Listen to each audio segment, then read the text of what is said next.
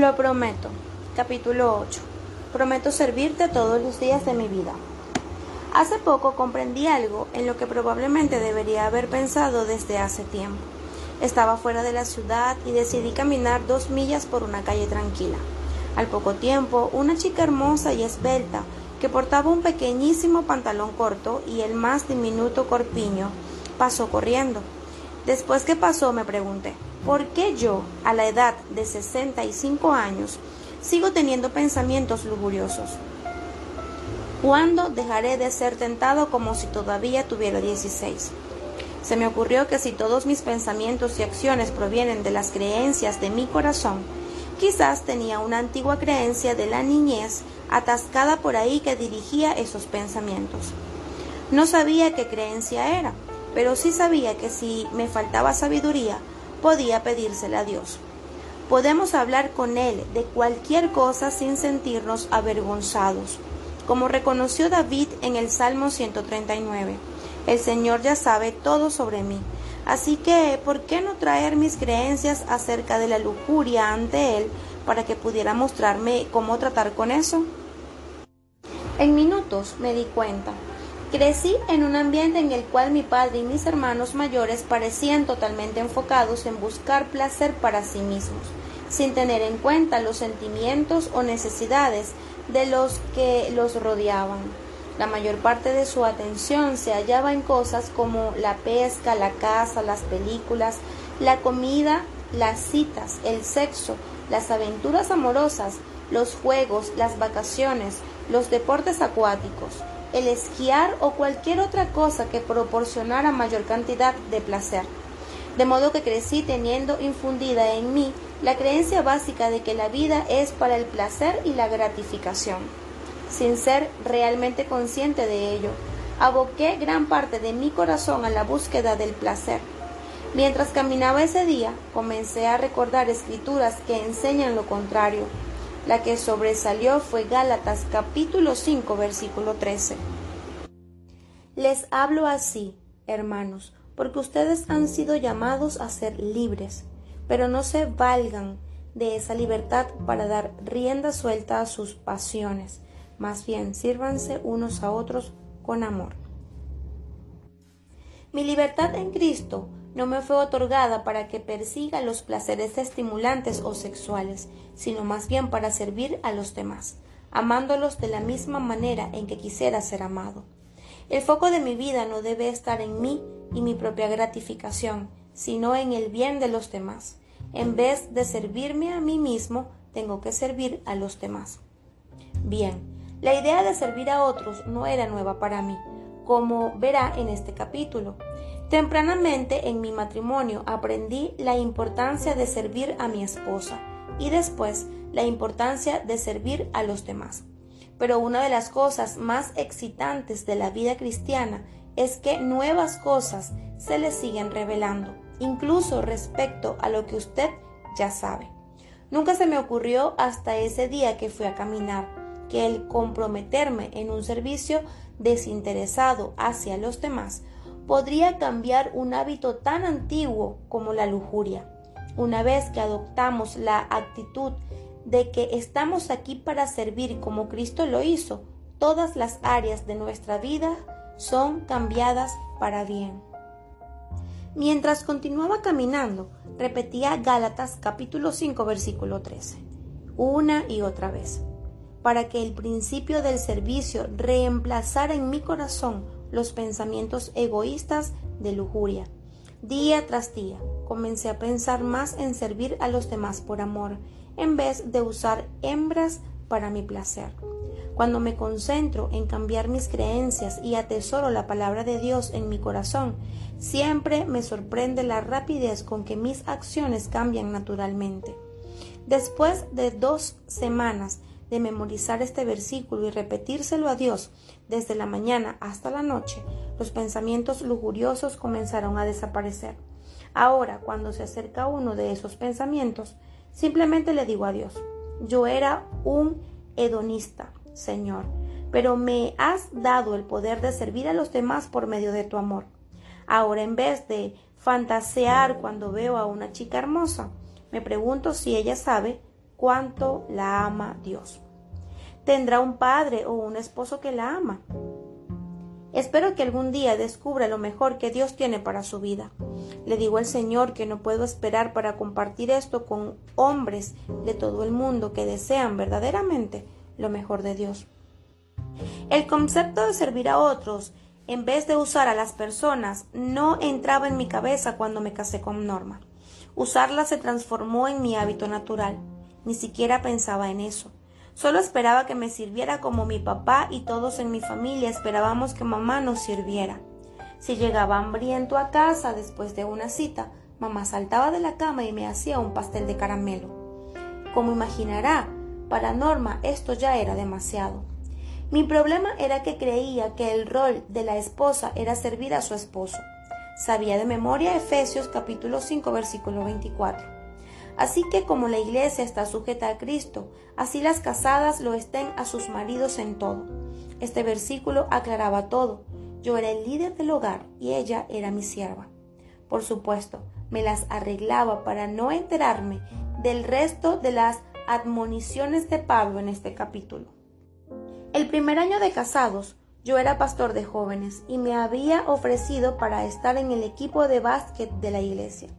A menudo olvidaba decirle a Norma los horarios de los partidos, así que un día la llamé desde la oficina de la iglesia para informarle sobre un partido para esa noche. Mira, Norma, le dije, tengo un partido esta noche y sabes que siempre deseo que estés aquí y lo veas. Después podemos comer fuera. Hubo un largo silencio y aunque no teníamos mucho tiempo de casados, sabía que los silencios prolongados no eran una buena señal. Así que es un buen plan. ¿De acuerdo?, dije. Gary, hoy es el día de San Valentín, respondió finalmente Norma con un temblor en la voz. Ya empecé a preparar una cena especial para nosotros. ¿No podrías dejar un partido para que tengamos nuestra primera cena de San Valentín juntos? ¿Cómo no comprendí que se acercaba el día de San Valentín con todos esos carteles rojos en las tiendas y todos los estantes repletos de caramelos, tarjetas y globos? Mientras pensaba en eso, recordé vagamente que ella lo había mencionado alrededor de 2 semanas antes. Me había olvidado, pero tenía una solución. Bueno, ven al gimnasio y calentamos la comida después del partido. ¿Qué tal suena eso? Hubo cada vez más silencio. Ella pensaba, piensa que un tonto partido de básquet, que un equipo que no ha ganado en todo el año es más importante que nuestra primera y especial cena juntos a la luz de las velas en el día de San Valentín. Finalmente, incapaz de hablar a causa de las lágrimas, Norma susurró, Gary, si deseas jugar, adelante, me quedaré en casa y seguiré cocinando y comeremos cuando llegues. ¿Qué caliente cree que estaba la cena cuando llegué a casa? Adivinó. La comida estaba tibia y mi esposa glacial. Nada de acurrucarse esa noche.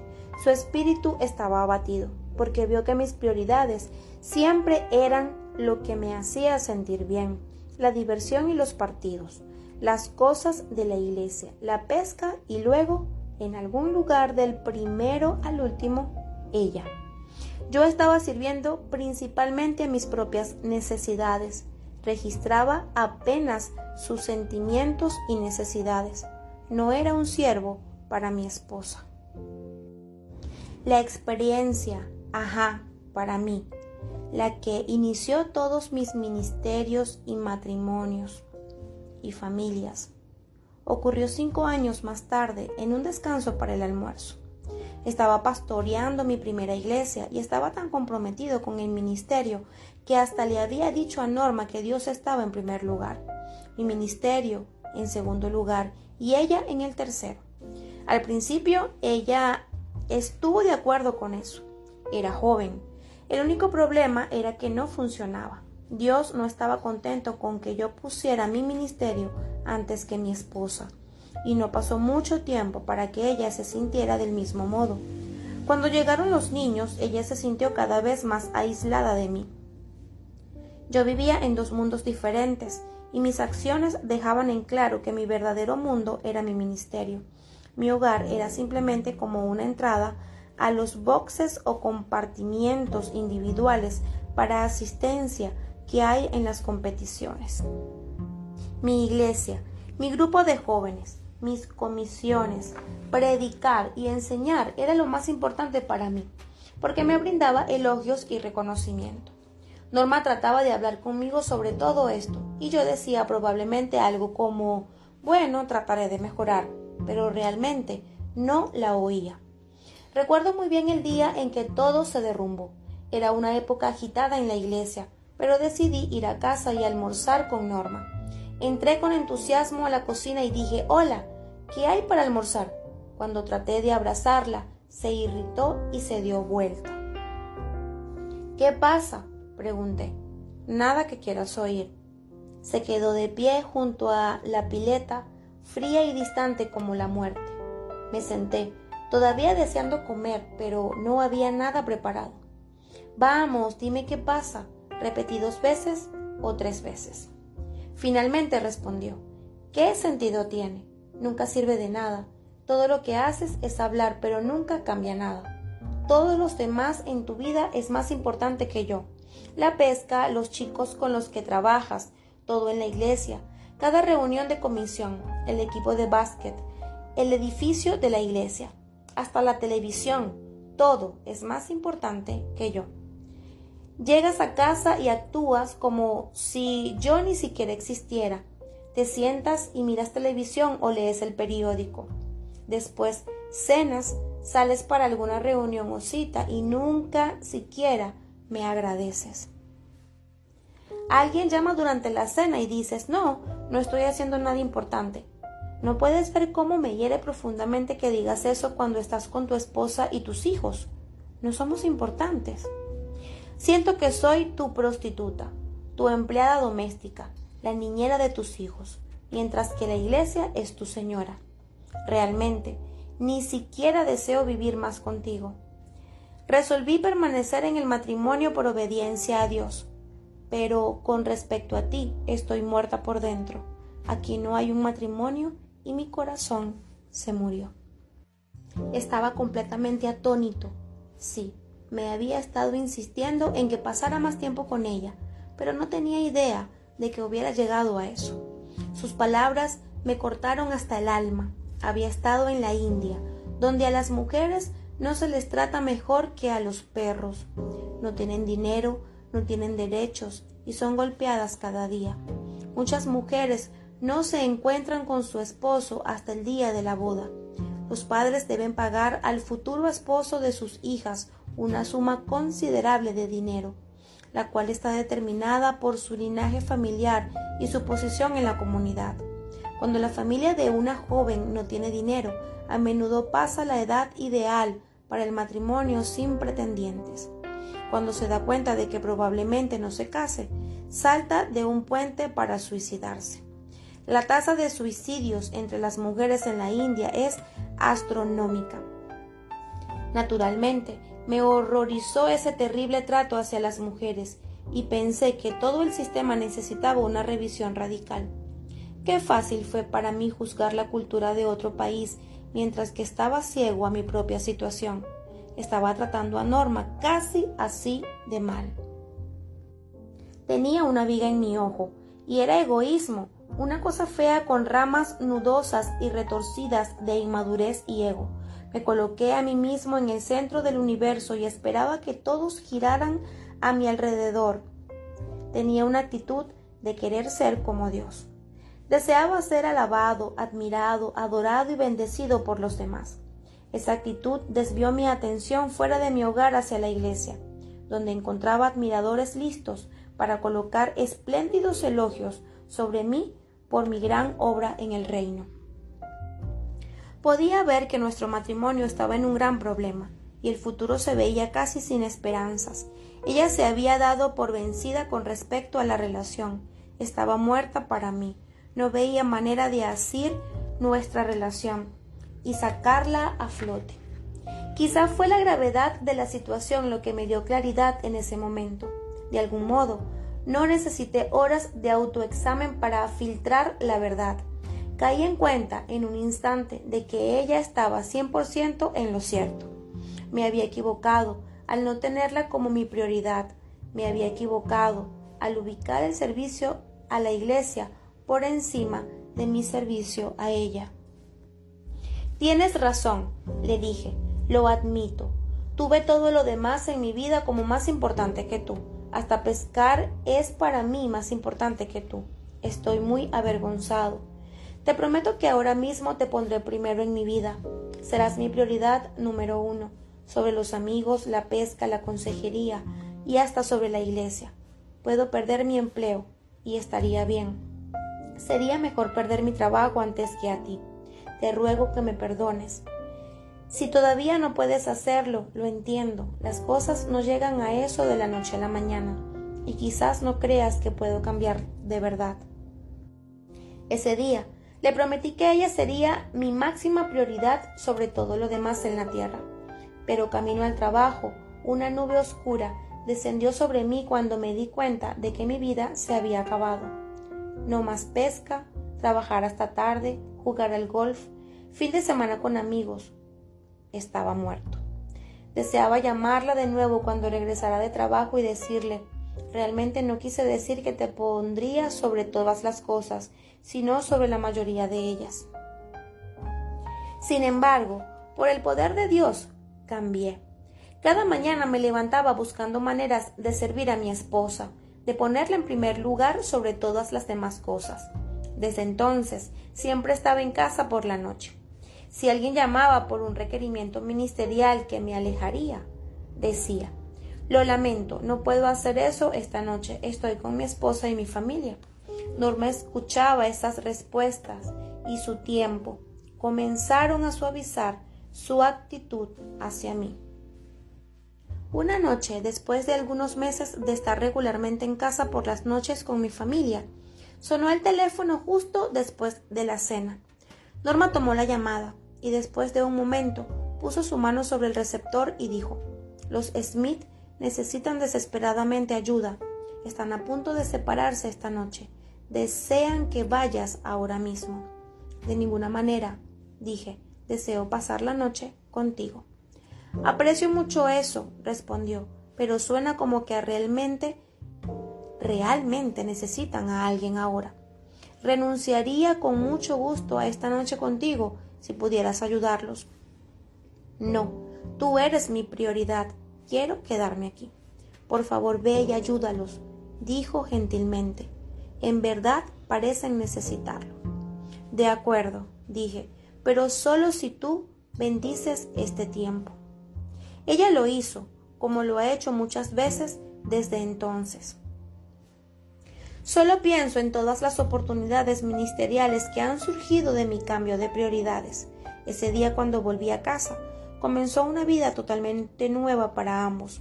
Quebré la barrera del egocentrismo y comencé a desarrollar nuevas creencias sobre el servir a los demás en vez de usarlos. Cambié las creencias de mi corazón sobre mi rol como esposo.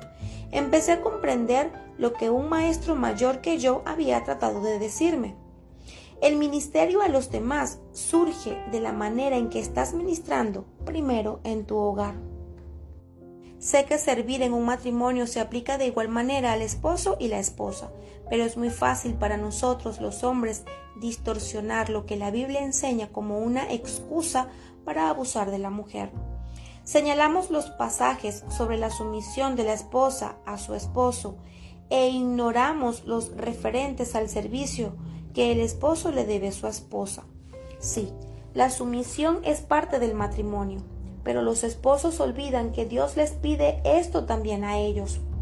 Unos párrafos antes le contaba cómo me enfocaba en Efesios capítulo 5 versículo 24, donde Pablo dice a las esposas que se sometan a sus esposos. De algún modo, logré ignorar el resto de ese capítulo donde Pablo coloca sobre los esposos una enorme responsabilidad hacia sus esposas. Observemos algunas de sus palabras. Así también los maridos deben amar a sus mujeres como a sus mismos cuerpos. Nadie aborreció jamás a su propia carne, sino que la sustenta y la cuida. Cada uno de vosotros ame también a su mujer como a sí mismo, Y lo más importante, maridos, amad a vuestras mujeres, así como Cristo amó a la iglesia y se entregó a sí mismo por ella, para santificarla. Después de leer estas escrituras, los hombres que piensan que las mujeres fueron creadas para ser sirvientas, objetos sexuales y lacayos, deberían pensarlo de nuevo. En realidad, casi resulta ser al revés. La Biblia parece darnos a los hombres la mayor responsabilidad de servir y cuidar a nuestra esposa. Ella nos sirven hasta el punto de someterse, pero nosotros les servimos hasta el punto de morir por ellas. Piense en esto en términos de lo que cuesta poner el desayuno delante de usted por las mañanas. El jamón en el plato requiere un sacrificio mayor que los huevos. La gallina pone un huevo, pero el cerdo entrega su vida. Esa es la clase de sacrificio que los hombres debemos estar dispuestos a hacer por nuestra esposa. Nuestro servicio hacia ellas no es menor que el de ellas hacia nosotros. Es mayor. Nuestro gran maestro siervo. La manera en que trataba a Norma podría haber sido diferente si hubiera tenido a mi alrededor personas que mostraran una vida de servicio. Lejos de ser un siervo, mi padre se preocupaba solo por él. Cuando pescábamos juntos, él me quitaba de sus puntos de pescas favorito. En el seminario nadie nos entrenó a los pastores incipientes en el delicado arte de servir a nuestra esposa, y esta es una enorme brecha en la educación de los ministros. Mi mentor en el ministerio fue un pastor que me mostraba con orgullo su calendario mensual con cada día menos uno, repleto de la mañana a la noche con tareas de la iglesia. Este hombre perdió a su esposa porque nunca estaba en su hogar. Ninguno de los instructores o educadores cristianos me mostró nunca la necesidad de pasar tiempo con la esposa de uno o servirle de alguna manera, así que nunca se me ocurrió la idea. Sin embargo, cuando se me cayó la venda de los ojos, descubrí que tenía al Supremo Maestro justo delante de mí todo el tiempo, Jesucristo mismo.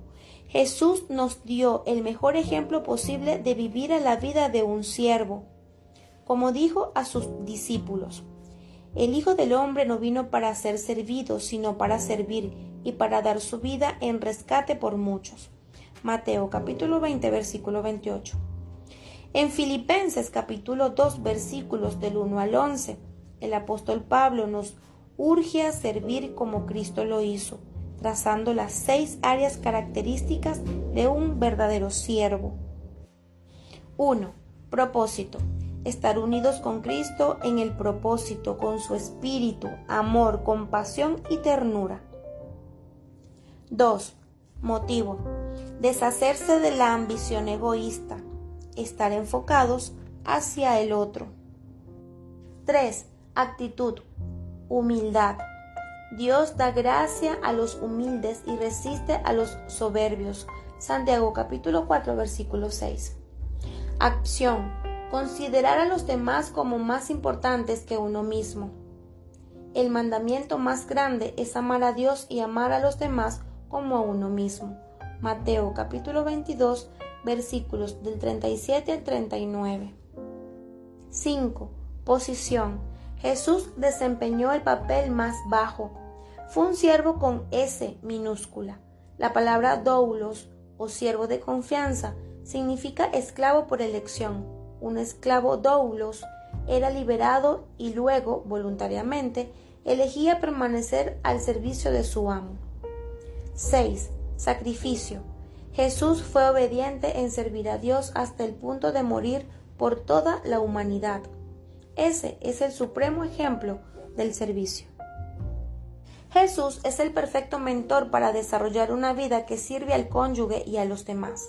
Él es el Señor del universo, pero mostró en su vida terrenal que el más alto llamado de un gran líder es ser un siervo.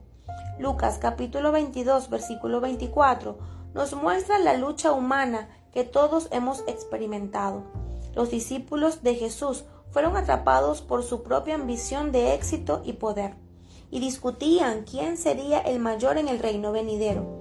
Pero Jesús los reprendió al decirles: sean el mayor entre vosotros como el más joven, y el que dirige como el que sirve.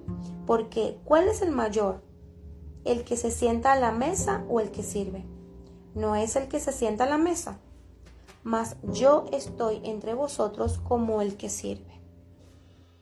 Jesús les estaba diciendo que el verdadero liderazgo no consiste en empeñarse en ser el que está a cargo, el que toma todas las decisiones y está decidido a llevar la batuta.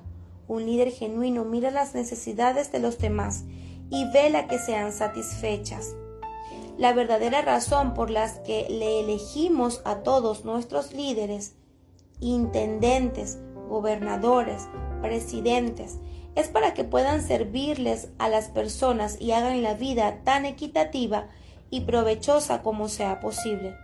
Pero quienes aspiran a ser líderes suelen olvidar la naturaleza de servicio del liderazgo y buscan cargos por poder o prestigio. Nosotros, los esposos, debemos evitar esta trampa. Cuando crezca, quiero ser un líder como mi hermano mayor Jesús. Deseo ser conocido como un siervo. ¿Cómo luces cuando te asemejas a Jesús? El cuadro que siempre viene a mi mente es su imagen vistiendo una toalla, inclinado sobre los pies sucios de esos 12 queridos amigos, lavándoles la suciedad del camino. Nos volvemos más como Cristo cuando servimos a los demás. Ser un siervo en un matrimonio es poner primero a su cónyuge, incluso antes que usted mismo, y darse al otro. Para Cristo, esto significó morir para los demás, y en algunos raros casos puede significar eso en un matrimonio. Pero el amor rara vez requiere el sacrificio de una vida de una vez y para siempre. Generalmente, el darse a sí mismo es algo continuo, una actitud constante que busca perpetuamente el bienestar del cónyuge. Es decir, prometo hacerte más importante que yo mismo, prometo poner tus necesidades antes que las mías, prometo renunciar a mis preferencias y hasta mis necesidades si eso sirve a tu bienestar. ¿Cómo es que el dejar de lado sus propias necesidades y servir a los demás puede hacerlo feliz? Bueno, quizás la única manera de comprenderlo sea probarlo. Puedo asegurarle que los momentos más felices siempre han sido aquellos en que claramente adopté una actitud de siervo. No estoy siendo un siervo si espero algo a cambio, incluso reconocimiento. Esos deseos de afirmación del ego y reciprocidad son vigas que se deben arrancar. Jesús nunca pidió que se le diera nada a cambio. Su servicio hacia nosotros consistía solo en dar. Él dijo: voy a dar mi vida para que ustedes puedan tener vida. Si yo soy como Cristo, desearé dar mi vida a mi cónyuge para que ella tenga vida. Me encanta lo que mi pastor, Ten Cunningham, dice de su matrimonio. Puedo asegurar que todos mis conflictos con mi esposa provienen de mi falta de servicio hacia ella o de no comprenderla lo suficiente. Cuando muero a mí mismo y dedico tiempo a escucharla realmente y comprender lo que necesita, no solo estoy en armonía con ella, sino que nuestra relación es estupenda en todos los niveles. Si usted desea un matrimonio feliz, la mejor manera de lograrlo no es hacer del matrimonio feliz su fin último, sino sencillamente ser más como Cristo. Jesús fue un siervo y dijo que las personas más grandes son quienes eligen ser siervos como Él lo fue. Sirva a su cónyuge desinteresadamente y encontrará la felicidad en el matrimonio. Por esa razón, mi meta en el matrimonio ya no es ser un gran esposo, es ser un gran siervo. Los grandes siervos constituyen grandes matrimonios. Libérese para el servicio. Una característica primordial de un siervo es la disposición a ceder sus propios derechos. ¿Qué queremos decir con derechos? Todos tenemos necesidades básicas. Además de esas necesidades, también tenemos deseos básicos, cosas que no son absolutamente necesarias, pero sí muy deseables para mantener cierto nivel de calidad en nuestra vida. Esos deseos tienden rápidamente a tornarse en necesidades y de necesidades se transforman en derechos que creemos merecer. El derecho a la comodidad, la protección, la justicia, las opiniones, el esparcimiento, el tiempo de descanso, entre otros. Los derechos pueden volverse muy detallados, como nuestro derecho a comer ciertos alimentos, comportarnos de cierta manera o vivir el estilo de vida que elegimos. En síntesis, comenzamos a pensar que tenemos derecho a perseguir lo que nos plazca. Puede ver cómo esta actitud afecta la posición de siervo. Reclamar nuestros derechos eclipsa las necesidades de los demás. Conformar nuestra vida al modelo de Jesús pone de cabeza la idea de los derechos. Como lo dice Pablo, con Cristo estoy juntamente crucificado, y ya no vivo yo, mas vive Cristo en mí. Y lo que ahora vivo en la carne, lo vivo en la fe del Hijo de Dios, el cual me amó y se entregó a sí mismo por mí. Gálatas capítulo 2, versículo 20. Ya no vivimos para nuestros derechos y placeres, los hacemos morir, y ahora vivimos para Cristo. Los entregamos a Dios y vivimos por fe, confiando en que Él se hará cargo de todas nuestras necesidades. Recuerde, como dije en el capítulo 4, puesto que Dios provee para todas mis necesidades, soy libre para concentrarme en satisfacer las de los demás. El antiguo himno, Yo me rindo a Él, expresa muy bien la idea. Cada vez que le rendí todo a Dios, Él me usó para ministrar a otros con mucha más eficacia que cuando todavía luchaba por mis derechos. Tenemos tendencia a no notar las necesidades de los demás cuando estamos preocupados por nuestros propios placeres. Ceder sus derechos es la clave para poner su vida por su cónyuge. En vez de intentar sacar provecho para sí, el genuino servicio se deleita en dar. El servicio genuino dice: te voy a servir porque Dios me está cambiando a la imagen de su Hijo, y su Hijo es un siervo. Esta clase de servicio le da a Dios el control de su futuro, lo cual lo libera a usted de concentrarse en sí mismo para que pueda servir a los demás. Llegar a ser un auténtico siervo para su cónyuge. En realidad conoce a su cónyuge. Ha logrado hacer a un lado sus propios derechos para poder concentrarse en lo que le pasa a su esposo o esposa. Se ha puesto como meta estudiar a su cónyuge para conocer sus deseos más íntimos y las necesidades de su corazón. Para ser un siervo en el matrimonio, debe conocer a su cónyuge. El servicio genuino implica identificar las necesidades específicas de su esposo o esposa y buscar maneras creativas de satisfacerlas. Enfatizo la necesidad de que cada uno aprenda cuáles son las necesidades del otro, porque es muy fácil suponer que las necesidades de su cónyuge son las mismas que las suyas propias. Cuando esto sucede, puede caer en una exaltación de buenas intenciones de servir, pero fracasar en satisfacer las verdaderas necesidades del corazón de su cónyuge. Nuestro hábito normal es ver las cosas desde nuestra propia perspectiva, con escasa comprensión del punto de vista de los demás. Para ser un siervo auténtico, debe conocer el corazón de su cónyuge. Ana y Mike vinieron a mí por consejo. Ana decía que su esposo la hacía sentir que no la amaba. Mike estaba atónito y frustrado por este reclamo. Hago todo, excepto pararme de cabeza para complacerla, dijo él, y hasta haría eso si fuera de ayuda. No puedo imaginar qué más podría desear. Pedí a Ana que explicara lo que quería decir. Bueno, ha sido un estupendo esposo y una persona muy útil y hace muchas cosas hermosas para mí. Sé que suena ingrato decirlo, pero bueno, siempre está haciendo cosas que no necesito. Me da consejos cuando necesito consuelo. Es maravilloso con las flores para cada ocasión, pero no tanto en dar palabras de cariño. Es estupendo en las relaciones sexuales, pero no lo es en abrazar y tocar en otras ocasiones. Comparte las tareas del hogar, pero no sus sentimientos más íntimos. Me sirve de maneras que le parecen importantes a él, pero me encantaría que averiguara lo que es importante para mí. El rostro de Mike enrojeció de vergüenza, y entiendo por qué. Estuve allí, hice todo.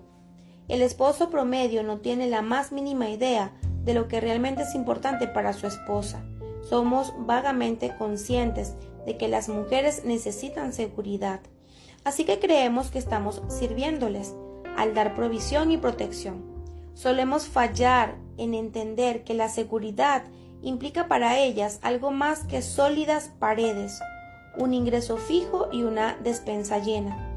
Desean seguridad no solo de los peligros externos y la miseria, sino seguridad en la relación. Bueno, muchachos, es probable que nuestra mente saturada de testosterona no capte eso intuitivamente. Necesitamos tener una lista de las necesidades de nuestra esposa que podamos analizar y verificar. Muy bien, aquí está. Conservo esta lista en mi escritorio. Contiene 10 cosas que he aprendido a lo largo de los años sobre las verdaderas necesidades de mi esposa. La consulto todas las semanas para verificar cómo me va en mi servicio a ella. A veces apruebo estupendamente, otras veces merezco una C menos. Pero me va mucho mejor con la lista que si me dejo llevar por lo que me parece.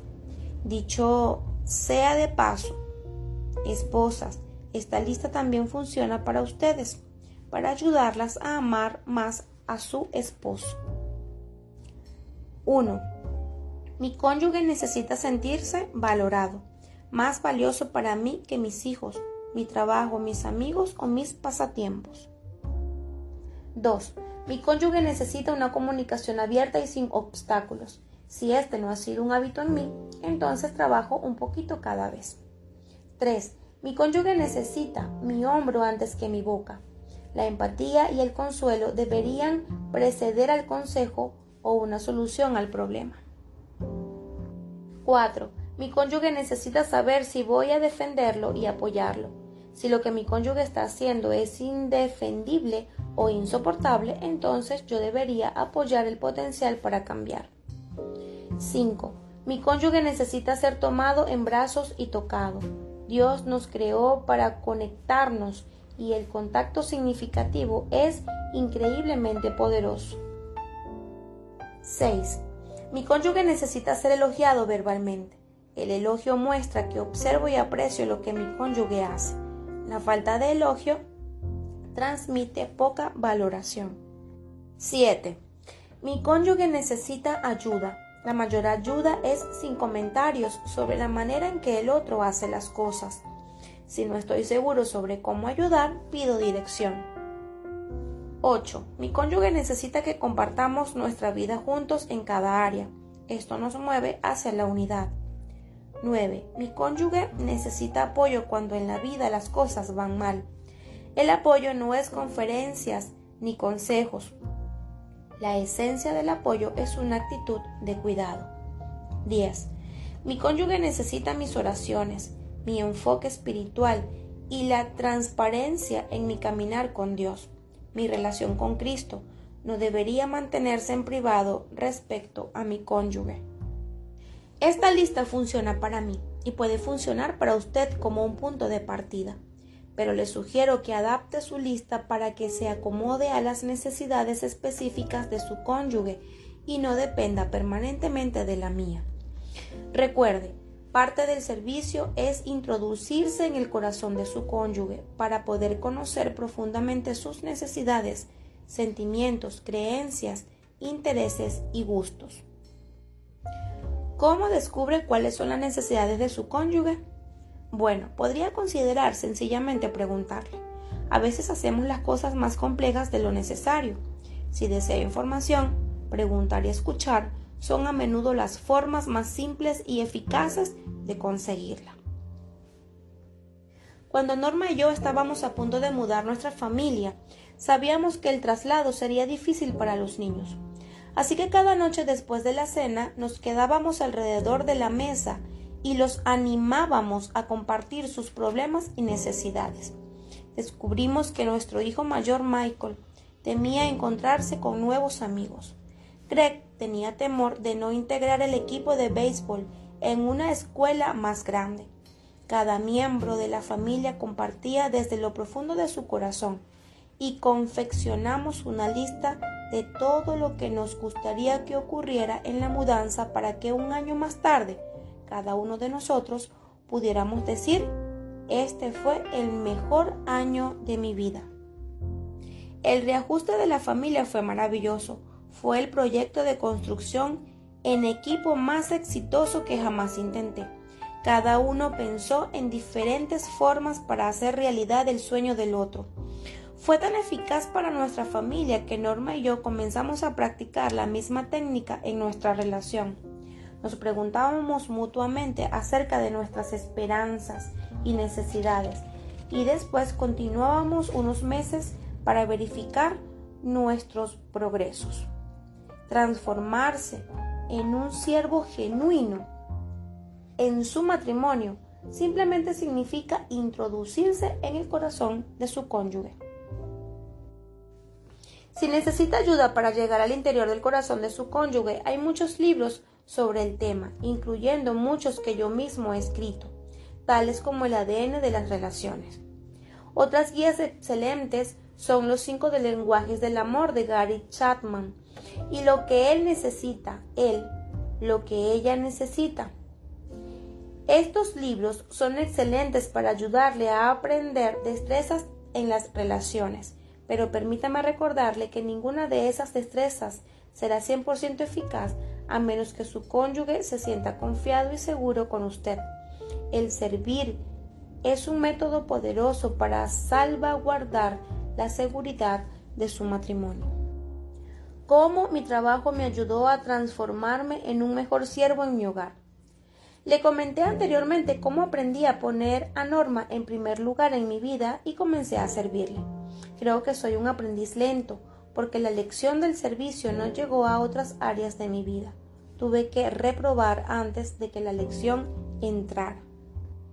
Cuando todavía era el pastor asistente de una iglesia grande, trabajé con un firme pero afectuoso pastor presidente. No había estado mucho tiempo allí cuando me pusieron a cargo del programa educativo de la iglesia. Estaba lleno de ideas y necesidades para mis ministerios, las cuales ponía ante el directorio en cada reunión. Pero mis propuestas casi siempre eran rechazadas. Me frustré terriblemente, porque rara vez lograba que aprobaran algo. Finalmente me había hartado. Me deslicé a casa y le di las quejas a Norma de lo indiferentes y poco visionarios que eran esos líderes de la iglesia. Iba a renunciar. Ella me animó a hacer un pequeño autoexamen.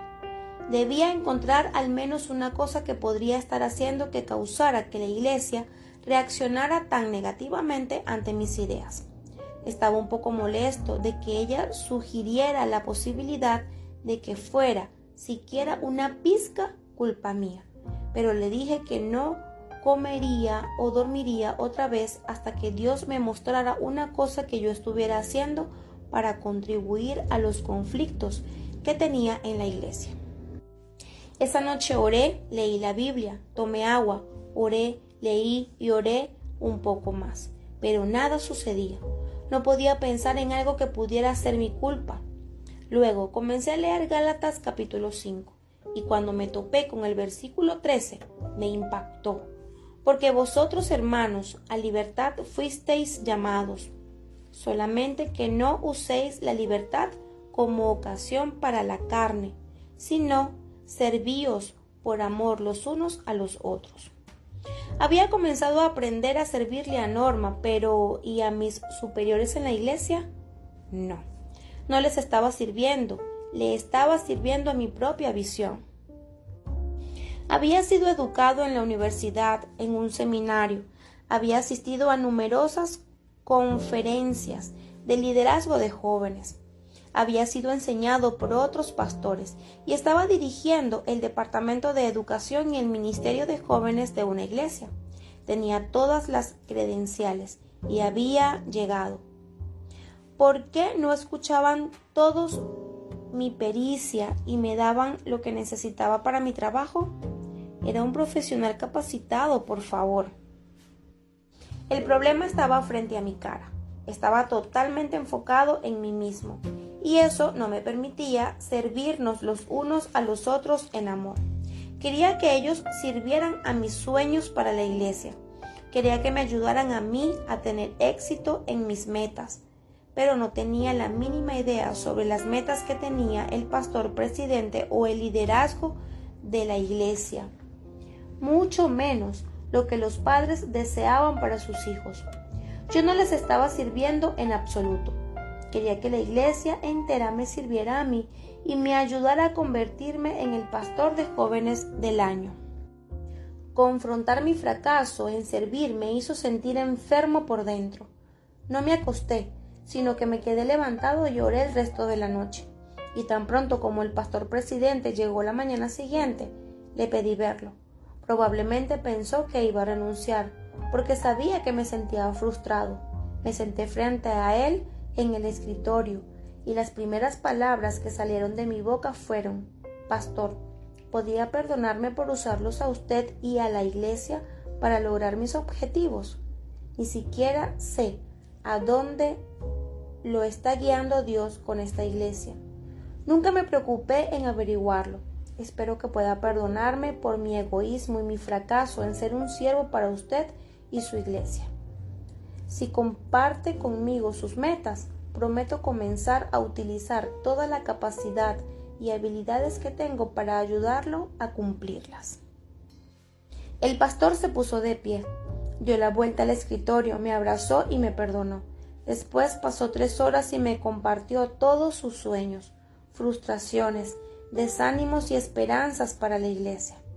Desde ese momento en adelante, di una mano e hice todo lo que pude para ayudarlo a lograr sus metas. Fue un enorme giro en nuestra relación. Me volví como un hijo para él y su enseñanza bendijo mi vida más de lo que jamás podría decir.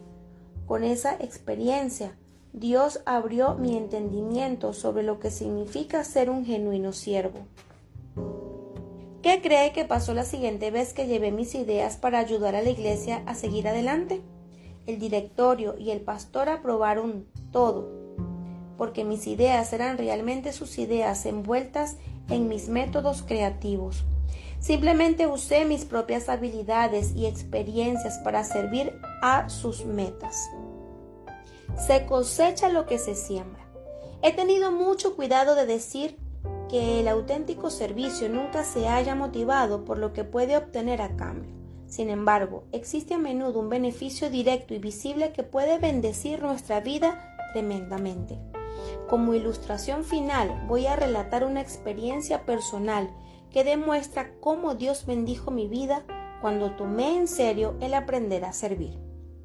Mientras comenzaba a servirle a Norma, ella se mostró más relajada y segura en nuestro matrimonio.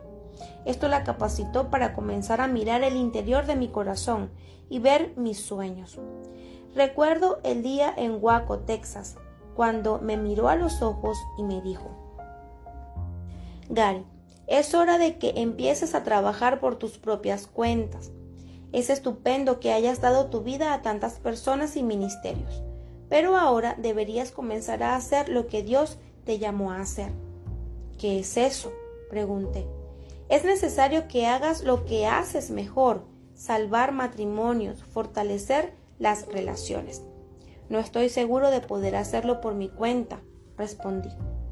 Podemos hacerlo juntos. Puedo ver el interior de tu corazón, Gary. Este es tu sueño, es tu talento y es lo que Dios desea que hagas. Voy a estar allí para ayudarte en cada paso del camino. Es hora de que concretes tu sueño. Creo en ti, Gary.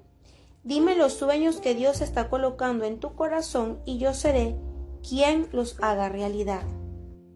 Eso me sirvió. Con un aliento como ese, sentía que podía saltar edificios de un simple brinco, de modo que nos abocamos a ello. Cuando hice conocer a la gente lo que iba a hacer, llegó apoyo de toda clase, de todas direcciones. Todos los integrantes del personal de la iglesia se animaron tremendamente. Hasta adoptaron mi nuevo ministerio como un esfuerzo misionero y me apoyaron económicamente. Los estudiantes de la Universidad de Baylor venían a casa y hablaban a sus pastores sobre mí. Y de repente, las iglesias de todo Estados Unidos comenzaron a llamarme para conducir seminarios sobre matrimonios. Desde entonces, mi ministerio creció más allá de mis más osados sueños. Esto nunca podría haber ocurrido si no fuese porque Norma escuchó mis sueños y me ayudó a hacerlos realidad. Ella ha sido una bendición del cielo para mí, con sus magníficos dones de organización y su atención a los detalles. Ha administrado mi ministerio durante más de 40 años. Ahora confío tanto en ella que a menudo ni siquiera sé a dónde voy a compartir el mensaje que Dios me ha dado. Solamente tomo los pasajes y el itinerario mientras salgo y entiendo todo cuando estoy en el avión. Nunca necesito saber cuánto dinero tenemos o lo que está haciendo el equipo. Ella cuida de todo eso. Yo no podría haber diseñado una mujer que fuera un mejor complemento para mí. Es organizada y detallista. Yo soy espontáneo y creativo. Estas diferencias causan un poco de fricción de vez en cuando, pero también nos unen para dar a nuestro matrimonio y ministerio una plenitud y amplitud que yo solo nunca podría lograr. En realidad, mi ministerio nunca habría existido sin Norma. Me convertí en un siervo para ella y ella es una sierva para mí, y ambos nos convertimos en siervos de Dios. Si pudiera volver a vivir, elegiría a Norma sobre cualquier otra mujer. Nos hemos amado y servido mutuamente por casi medio siglo, y hoy estamos más enamorados que nunca. Haga la promesa. Prometa a su cónyuge que trabajará para superar sus tendencias egoístas. Prometa que buscará que Cristo sea su mentor y su modelo, y que como Él, usted hará de su vida una vida de servicio. Prometa que confiará en Cristo para todas sus necesidades, al saber que, al ponerse en sus manos, es liberado para no centrarse ya en sus propios problemas, sino en los de su cónyuge. Prometa a su cónyuge que tendrá como proyecto conocer sus necesidades y sueños, y que se dedicará a satisfacer esas necesidades y hacer realidad esos sueños. Haga esas promesas, y su matrimonio se volverá sólidamente seguro, y acarreará verdadero gozo para ambos. Descubrirá que ser un siervo lo hace más feliz de lo que usted jamás ha imaginado.